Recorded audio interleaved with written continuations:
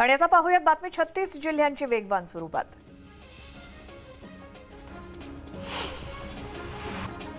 भंडाऱ्याच्या लाखांदूरमध्ये वादळी वाऱ्यासह मुसळधार पाऊस पडला आणि या पावसामुळे अनेक घरांचं मोठं नुकसान झालंय। वादळी वाऱ्यामुळे घरांवरचे पत्रे उडालेत, त्यामुळे नुकसानीचे तत्काळ पंचनामे करून भरपाई देण्याची मागणी नुकसानग्रस्त शेतकऱ्यांनी केली आहे। लातूर कृषी विभागातील 5 जिल्ह्यांमध्ये उन्हाळी पेरणी सर्वसाधारण क्षेत्राच्या तुलनेमध्ये 41% आली आहे। लातूर, धाराशिव, नांदेड, परभणी, हिंगोली या 5 जिल्ह्यांमध्ये उन्हाळी पिकांचं सर्वसाधारण क्षेत्र 71,700 हेक्टर आहे आणि त्या तुलनेत 29,525 हेक्टरवरती उन्हाळी पिकांची पेरणी झाली आहे।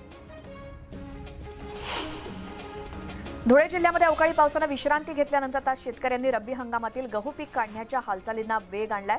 मजूर मिळत नसल्यामुळे शेतकऱ्यांच्या अडचणी वाढल्या असल्या तरी यंत्रसामग्रीच्या माध्यमातून गहू काढणीला शेतकऱ्यांनी प्राधान्य दिलंय। छत्रपती संभाजीनगरमध्ये पांढऱ्या सोन्याचे म्हणजेच कापसाचे दर दिवसेंदिवस घसरतायत आणि त्यामुळे कमी दरातच शेतकऱ्यांना कापसाची विक्री करावी लागते।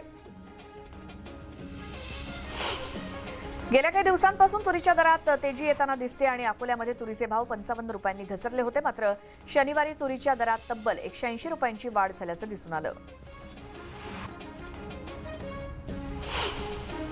अवकाळी पावसाचा गहू आणि ज्वारीच्या पिकाला फटका बसला होता। आता नवीन गहू निघण्यापूर्वीच खुल्या बाजारात गव्हाचे दर वधारलेत। बाजार समितीत नवीन गव्हाचा दर 2100 ते 2300 रुपये प्रति क्विंटल असण्याची शक्यता आहे।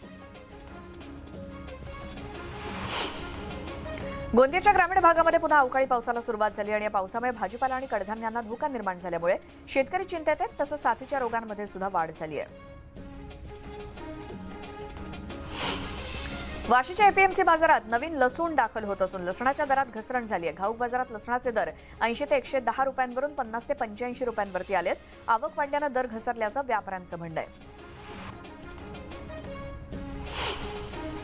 बेदाणा निर्मितीचा सध्या हंगाम सुरू असून गेल्या 15 दिवसांपासून बेदाण्याचे दर स्थिर आहेत। बेदाण्याला सध्या किलो मागे 100 ते 210 रुपये दर मिळतोय। खानदेशात नाफेडच्या हरभरा खरेदी केंद्रावरती व्यवहार रखडलेत।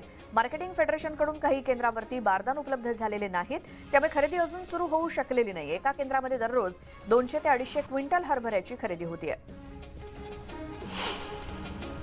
समुद्रामध्ये पर्सिसिन जाळं तसंच एलईडी दिव्यांच्या मदतीनं बेकायदा पद्धतीनं होत असलेली मासेमारी रोखण्यासाठी मत्स्य व्यवसाय विभागानं तटरक्षक दलाकडे मदत मागितली आहे। तटरक्षक दलानं अशा बेकायदेशीर बोटींवरती कारवाई करावी अशी मागणी केली जाते। अहमदनगर इथल्या बाजार समितीमध्ये लिंबाची सध्या दररोज 30 ते 35 क्विंटल पर्यंत आवक होते। उन्हाळ्यामुळे लिंबाला मागणी वाढल्यामुळे दर चांगला मिळतोय। लिंबाला 3000 पासून 11000 रुपयांपर्यंत दर मिळतोय। देशातील अनेक राज्यांमध्ये मागील आठवड्यामध्ये पावसानं दणका दिला आणि या पावसामुळे गहू, हरभरा, फळपिकं, भाजीपाला आणि मसाला पिकांना फटका बसलाय। त्यामुळे काही पिकांच्या दरात सुधारणा झाली तर काही द्राक्षांची गुणवत्ता कमी झाल्यामुळे दर कमी झालेत। पुणे जिल्ह्यामध्ये 17 कारखान्यांनी 125,43,000 टन ऊसाचं गाळप केलं असून 124,63,000 क्विंटल साखर निर्मिती झाली। त्यात सोमेश्वर कारखान्यानं 11.63% साखर उतारा मिळवत सलग 7व्या वर्षी प्रथम स्थान पटकावलंय, तर जिल्ह्याचा साखर उतारा मात्र 10% आतच अडकलाय। मागील हंगामाच्या तुलनेत तो 0.5% वाढलाय। रमजान पर्व सुरू होताच नाशिकमध्ये फळ बाजार तेजीत आलाय आणि बाजारामध्ये केळी, चिकू, द्राक्ष, टरबूज, पपई, आंबे, खरबूज इत्यादी फळांना मोठी मागणी आहे। त्यामुळे केळीच्या दरात वाढ झालेली आहे आणि डझनभर केळीसाठी सध्या 60 रुपये मोजावे लागतायत। अनेक वर्षांपासून सोलापूरची होडगी रोड विमानतळावरची नागरी विमानसेवा रखडली आहे आणि ही विमानसेवा केव्हा सुरू होणार असा सवाल सोलापूर विकास मंचाकडून करण्यात आलाय। इंडिगोनं 26 मार्चपासून संध्याकाळची मुंबई ते संभाजीनगर दरम्यानची विमानसेवा बंद करण्याचा निर्णय घेतला आणि ही विमानसेवा बंद झाल्याचा मोठा फटका प्रवाशांना बसणार आहे।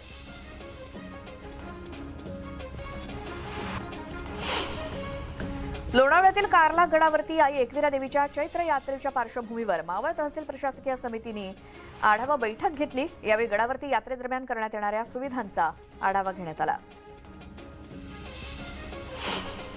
मुंबईच्या बाबुलनाथ मंदिरातील शिवलिंगाची झीज झाली असल्याचा अहवाल आयआयटी मुंबईने दिलाय। त्यामुळे शिवलिंगाला पाणी, फुलं, फळांशिवाय इतर वस्तू अर्पण करण्यावरती घातलेले निर्बंध कायम ठेवण्याचा निर्णय मंदिर प्रशासनाने घेतलाय। महावितरण कंपनीच्या बारामती परिमंडळानं गेल्या 2 वर्षात शेतीपंपाच्या वीज जोडण्या देण्यात आघाडी घेतली आहे. एकूण 61,794 वीज जोडण्या देण्याचं काम करण्यात आलंय.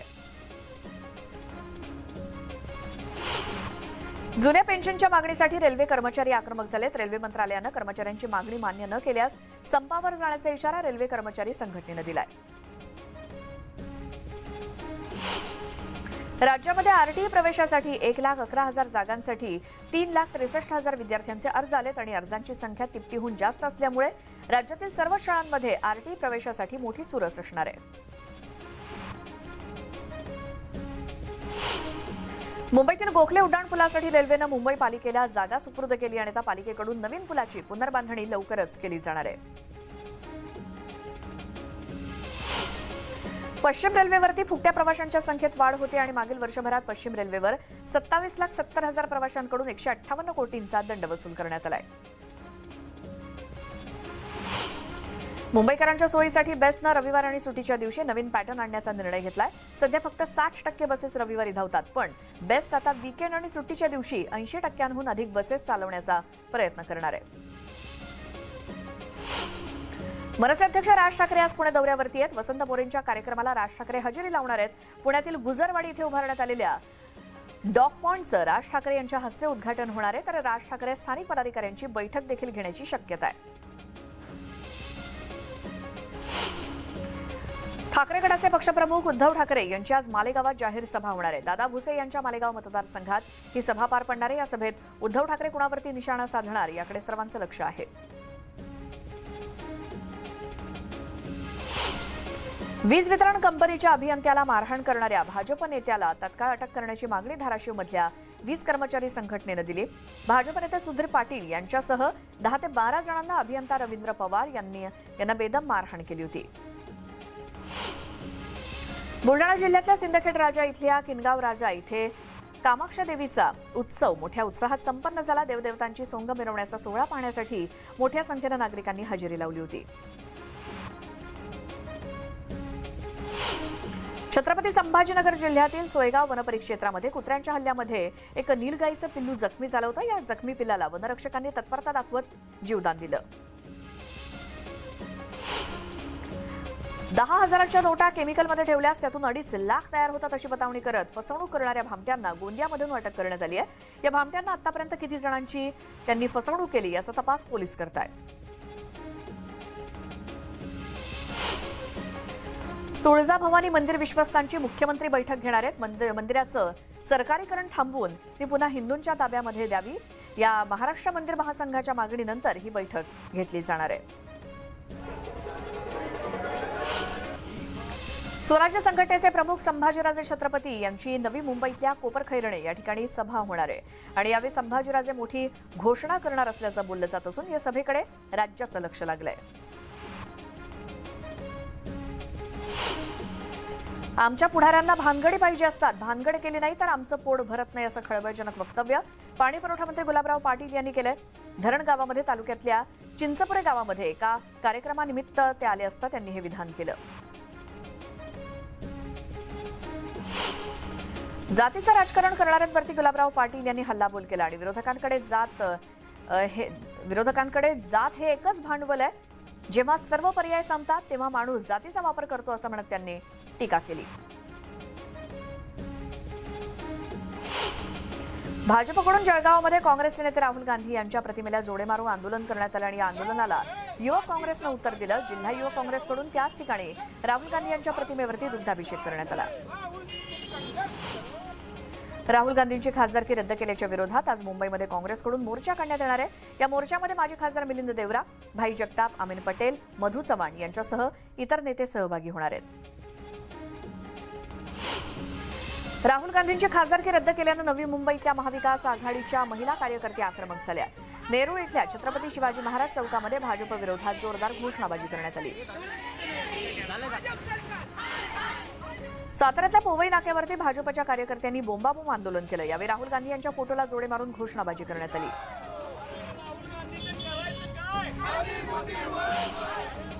मुख्यमंत्री एकनाथ शिंदे आज शिर्डीमध्ये असणार आहेत. या ठिकाणी महापशुधन एक्स्पोचा समारोप होणार असून या कार्यक्रमाला ते उपस्थित असतील. दरम्यान 3 दिवसात हजारो शेतकऱ्यांनी महापशुधन एक्स्पोला हजेरी लावली. जगद्गुरू संत तुकाराम महाराज यांच्या देहू देवस्थान संस्थेच्या अध्यक्षपदाची निवडणूक आज होणार आहे. या संस्थेच्या अध्यक्षपदासाठी पुरुषोत्तम महाराज मोरे आणि उमेश महाराज मोरे यांच्यामध्ये थेट लढत होणार असून अध्यक्षपद कुणाला मिळतं याकडे देहूकरांचं लक्ष लागलंय. गोंदियातील आमगाव नगर परिषदेचं प्रकरण निकाली काढण्यासाठी संघर्ष समितीनं साखळी उपोषण सुरू केलंय.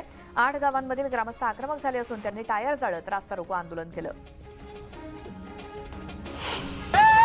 खोपोलीमध्ये मुंबई-पुणे एक्सप्रेस वेवरती एका साखरेनं भरलेल्या ट्रकला आग लागली आणि आगीमध्ये संपूर्ण ट्रक जळून खाक झाला असून सुदैवानं कोणतीही जीवितहानी झालेली नाही. मात्र या आगीचं कारण अद्याप अस्पष्ट आहे. संभाजीनगरमध्ये वर्षभरापासून प्रेमात असलेली तरुणी दुसऱ्या मुलासोबत लग्न करणार असल्याचं कळताच तरुणानं तरुणीचे काही फोटो आणि व्हिडिओ सोशल मीडियावरती शेअर केल्याचा धक्कादायक प्रकार समोर आलाय. MIDC सिडको पोलीस ठाण्यात आरोपी विरोधात गुन्हा नोंदवण्यात आलाय. बालसुधारगृहातील मुलाचं शिक्षिकेनं शोषण केल्याची धक्कादायक घटना भिवंडीच्या कचेरीपाडा इथे घडली. या प्रकरणी संबंधित शिक्षिकेवरती शांतीनगर पोलीस ठाण्यात पोक्सो कायद्याअंतर्गत गुन्हा दाखल झालाय.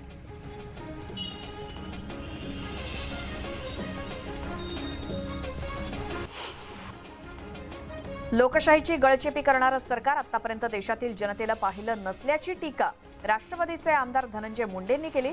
राहुल गांधींवरती करण्यात आलेली कारवाई अन्यायकारक असल्याचंही त्यांनी म्हटलं. धाराशिवमध्ये अवैध गुटखा विक्री करणाऱ्यांविरोधात मोठी कारवाई करण्यात आली आहे. नळदुर्ग पोलिसांनी 40 लाखांचा गुटखा आणि मुद्देमाल जप्त केलाय. या प्रकरणी एकाला अटक करण्यात आली. धाराशिव एसटी आगारामध्ये पुन्हा एकदा इंधन डेपो सुरू करण्यात आला आणि कोरोना काळापासून हा इंधन डेपो बंद असल्यामुळे एसटींना खासगी पेट्रोल पंपावरून डिझेल भरावं लागत होतं. डहाणू नगर परिषदेचा विकास आराखडा 38 वर्षांनंतर मंजूर करण्यात आला. मागील अनेक वर्षांपासून रखडलेला आराखडा मंजूर झाल्यानं परिसरातील नागरिकांनी समाधान व्यक्त केलं.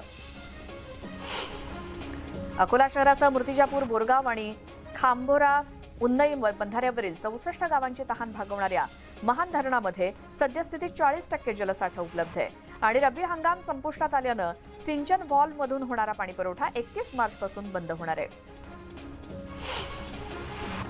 राज्यामध्ये कोरोना रुग्णांमध्ये वाढ होते. या पार्श्वभूमीवर बूस्टर डोस तसंच लसीकरण पूर्ण करण्याला प्राधान्य द्या असा सल्ला वैद्यकीय तज्ज्ञांनी नागरिकांना दिलाय. CSMTहून साईनगर आणि सोलापूरकडे जाणाऱ्या वंदे भारत एक्सप्रेसला चांगला प्रतिसाद मिळतोय. महिन्याभरात 1 लाख प्रवाशांनी वंदे भारतनं प्रवास केला असून यातून रेल्वेला 8.5 कोटींचं उत्पन्न मिळालंय. अमरनाथ तालुक्यातील वांगणी इथे उल्हास नदीवरती नवा पूल बांधण्यात येतोय आणि भाजप आमदार किसन कथोरेंच्या हस्ते पुलाचं भूमिपूजन करण्यात आलं. त्याचसोबत गावांना जोडणाऱ्या रस्त्याचं काँक्रिटीकरण करण्यात येणार असल्याचं त्यांनी सांगितलं. मुंबई-पुणे एक्सप्रेसवेवरती भातांडजवळ गोमांस तस्कर टोळीचा पोलिसांनी पर्दाफाश केला. या कारवाईमध्ये 2,500 किलो गोमांस जप्त करण्यात आलं. वाहन चालकांची लूट करणाऱ्या बंटी बबलीच्या जोडीला नवी मुंबई पोलिसांनी अटक केली आहे. सागर पाटील आणि अर्पिता पवार अशी या आरोपींची नावं आहेत.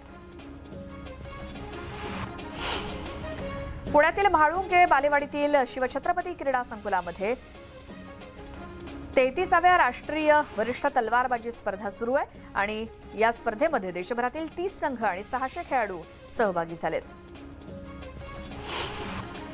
धुळे जिल्हा परिषदेचा यंदाचा 20,05,26,000 रुपयांचा अर्थसंकल्प सादर करण्यात आला. यावर्षी पंचायत राज कार्यक्रमासाठी सर्वाधिक 5,63,00,000 रुपयांचा निधीची तरतूद करण्यात आली आहे.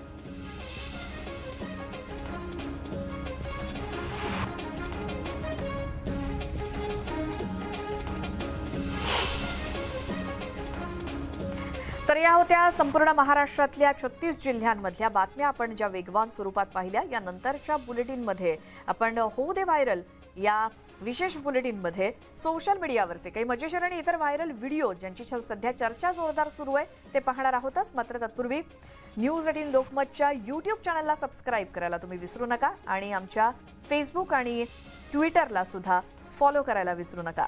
आता या पुढच्या बुलेटिनमध्ये व्हायरल व्हिडिओज पाहूयातच, मात्र त्याआधी एक नजर टाकूयात टॉप 18 न्यूजवर.